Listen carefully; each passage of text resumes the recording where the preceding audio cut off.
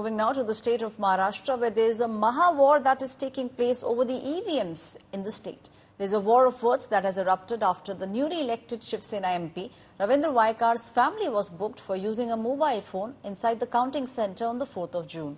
The India bloc is now up in arms. The opposition is criticizing the Election Commission of India for lack of transparency and even accountability in the electoral process. However, on the other side is Maharashtra Chief Minister Eknath Shinde, who's hitting it back. Slamming the opposition, Shinde said that doubts were being raised over EVM sanctity only because the winner belongs to his party, that is the Shiv Sena.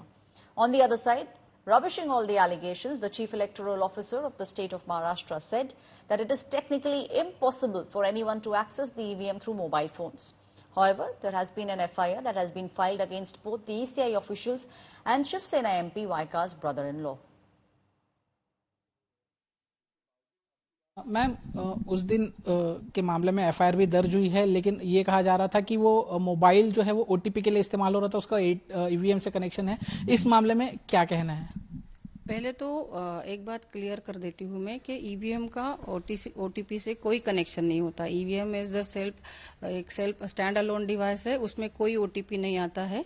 EVM जो है वो poll day को polling agent के सामने बंद किया जाता है, सील किया जाता है और काउंटिंग डे को काउंटिंग एजेंट के सामने खोला जाता है, तो उसमें कोई ओटीपी का कोई प्रोविजन ही नहीं है। मैम, पीबीएमएस और एक ऑनकोर, इसके लिए ओटीपी की जरूरत होती है। दोनों सिस्टम क्या और इसको किस तरीके से ओटीपी से जरूरत होती है? ईटीपीबीएस में हम स्कैन करते हैं, इलेक्ट्रॉनिक ट्रांसमिटेड जो ये होता है, इलेक्ट्रॉनिकली ट्रांसमिटेड पोस्टल बैलेट जो होता है उसके लिए है। और एनकोर जो है उसके लिए ओटीपी लगता है, पर एनकोर ये डाटा एंट्री ऑपरेशन है, डाटा एंट्री का सिस्टम है ईसीआई का, उसका ईवीएम के काउंटिंग प्रोसीजर से दूर दूर तक कोई ताल्लुकात नहीं है।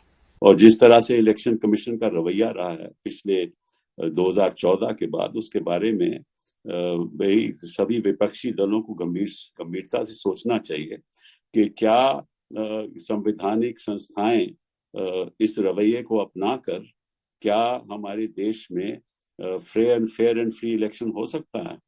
तो ये एक बहुत ही अलग मुद्दा है। इसमें ईवीएम की इश्यू भी शामिल है, इसमें इलेक्शन कमीशन के फैसले भी शामिल हैं, उसमें इलेक्शन कमीशन का रवैया भी शामिल है, इससे इलेक्शन कमीशन किस तरह से शेड्यूल करती है वो भी शामिल है।